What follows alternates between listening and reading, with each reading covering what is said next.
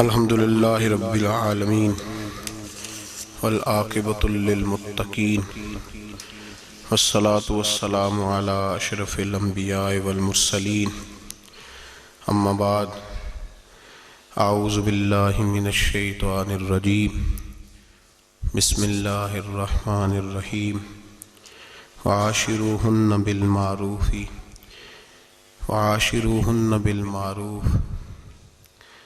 فَإِن كَرِهْتُمُوهُنَّ فَعَسَىٰ أَن تَكْرَهُوا شَيْئًا وَيَجْعَلَ اللَّهُ فِيهِ خَيْرًا كَثِيرًا صدق اللہ العظیم وصدق رسولہ النبی الکریم ونحن علی ذلک لمن الشاہدین والشاکرین والحمد للہ رب العالمین ان اللہ وملائکتہ یصلون علی النبی یا ایہا الذین آمنوا صلوا علیہ وسلموا تسلیما الصلاة والسلام علیک یا سیدی یا رسول اللہ وعلی آلک واصحابک یا سیدی یا حبیب اللہ الصلاة والسلام علیک یا سیدی یا رسول اللہ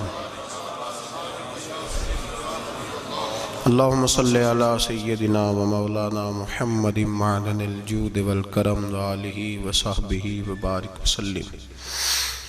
تمام تعریفیں اللہ جل جلالہ کے لیے اور ہر قسم کے درود و سلام نبی اکرم نور مجسم شفیع معظم آقا کل ختم رسول دانا سبل احمد مجتبیٰ جناب حضرت محمد مصطفیٰ صلی اللہ علیہ وسلم کی ذات والا صفات کے لیے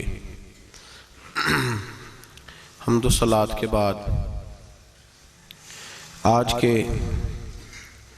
ہمارے جو جدید مسائل ہیں اور جن چیزوں کا بڑی کثرت کے ساتھ روزمرہ کی زندگی میں ہمیں دیکھنے سننے کو ملتی ہیں وہ یہ ہیں کہ طلاق بڑی کثرت سے ہونے لگی ہے۔ اس کثرت کے ساتھ طلاق ہونے لگی ہے کہ صبح سے شام تک درجنوں لوگ اگر بات کرتے ہیں تو ان میں سے کثرت ان لوگوں کی ہوتی ہے جو طلاق کے بارے میں بات پوچھتے ہیں۔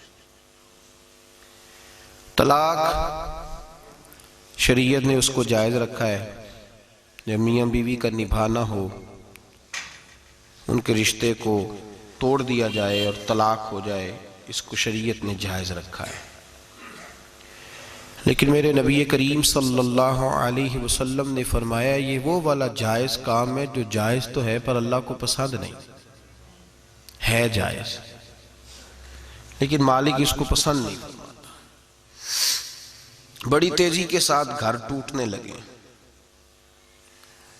کچھ طلاقیں تو ایسی ہیں جو شادی کے کچھ عرصے کے بعد ہی ہو جاتی ہیں، اور ایسا بھی ہم نے دیکھا ہے کہ 5 بچوں کے بعد بھی طلاق ہو گئی۔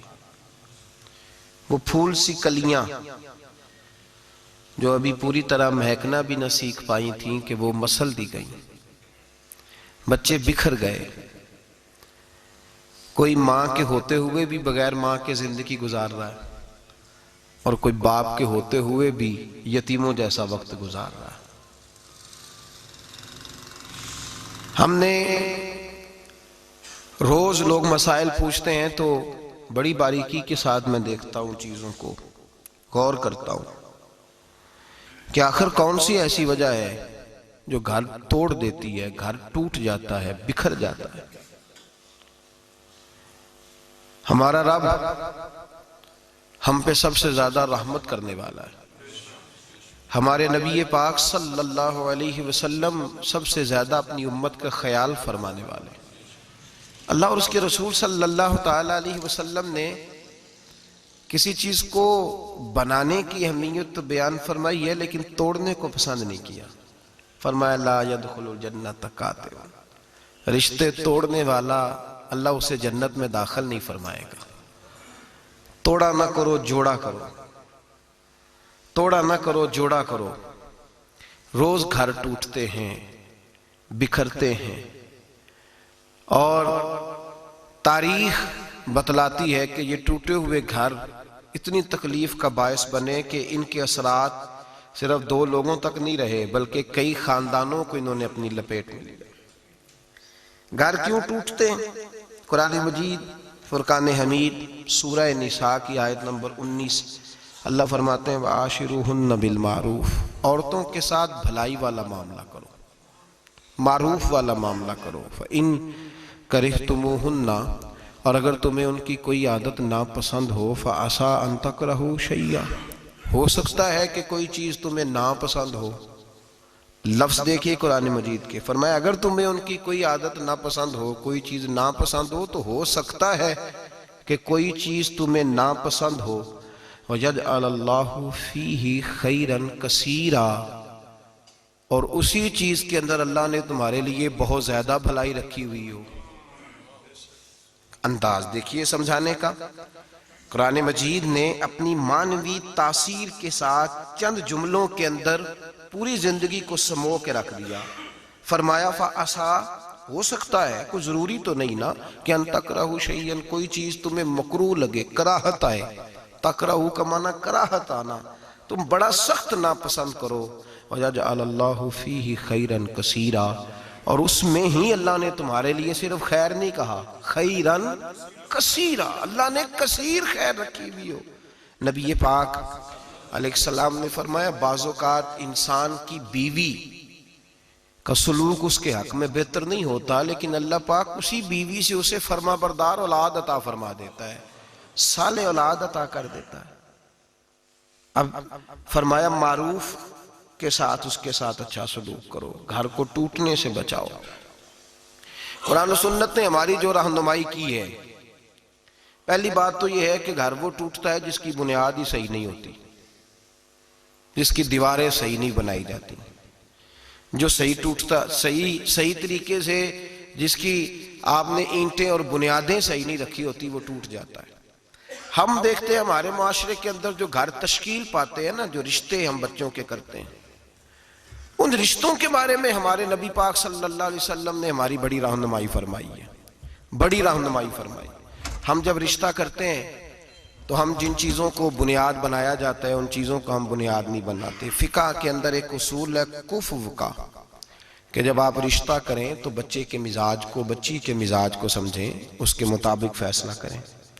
جب آپ رشتہ کریں تو ان کے سٹیٹس کو بھی، بہرحال بہت اونچے گھر کی بچی آپ لے آتے ہیں اور بچے کی وہ حیثیت نہیں تو بڑا مشکل ہو جائے گا ان کے لیے۔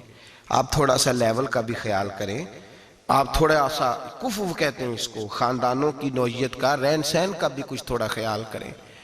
آپ رشتہ جب قائم کرنے لگیں تو اس پہ تھوڑی تحقیق کریں۔ ہمیں ملتا ہی کوئی نہیں تحقیق کرنے والا، کہتے ہیں پھوپھی گھر آ گئی تھی تو ابا جی کہتے ہیں میں مجبور ہو گیا تھا، میری بہن آ گئی تھی۔ تو میں اکثر کہتا ہوں ابا جی بیٹے کے حق میں تو مجبور ہو گئے، تو اگر بہن آ کے کہتی ساری جائیداد میرے نام کر دو، پھر ابا جی کوئی نہیں مجبور ہوتے، پھر چپ رہتے ہیں۔ اس معاملے میں بچے کو جھونک دیا آگ میں، بالکل کوئی ان کا آپس میں معاملہ نہیں بنتا تھا۔ کہتا ہے میرا بھائی آ گیا تھا۔ بھائی عجیب بات ہے، بھائی اگر آ کے آپ کو کہتا ہے کنویں میں چھلانگ لگاؤ تو آپ کہیں گے میرا بھائی آ گیا تھا تو میں نے خودکشی کر لی۔